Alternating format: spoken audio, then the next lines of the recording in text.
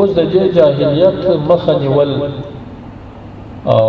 صحیح فکر او عقیده جوړول دا اوس که رسول الله صلی الله علیه وسلم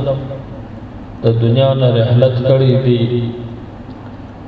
صحابه کرام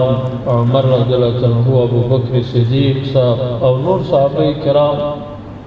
له دنیا نه تللی دي اوس د هغو په ځای باندې الله پاک د علماء کرام مقرر کړي دي العلماء ورثة الانبیاء دا علماء نن ورثه د انبیاء د انبیاء میراث څه شی وو پیسې وې د انبیاء میراث بنګلې وې قصرونه و حکومتونه و عزتونه و دنیايي څه شی و دا میراث د انبیاء میراث علم دین معنویات دا اسلام دا دین رسول الله صلی الله علیه وسلم ټول وخت د خلقو د معنویاتو په جوړولو کې مصرف کړي چې د خلقو عقیده جوړي کی د خلقو اخلاق جوړ کی د خلقو نظر جوړ کی د خلقو فکر جوړ کی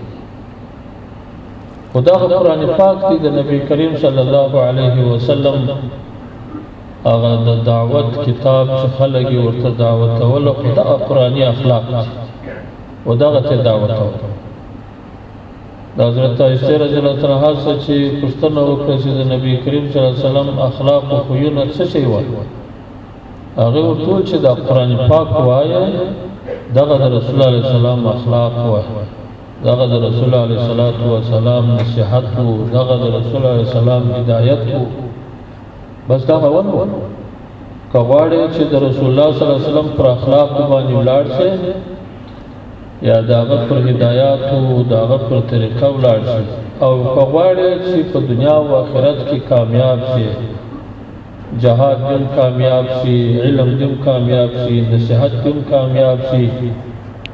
او د سونو کلونو جاهلان و هدایت تستاپ نصیحت او استاپ جد جهد باندې راواوړي خو دغه قرآن پاک واخله دغه مطابق عمل کوا دعوت کوا خلق اسلام ته رابوله تذکره کوا مذاکره کوا په خلکو کې عملي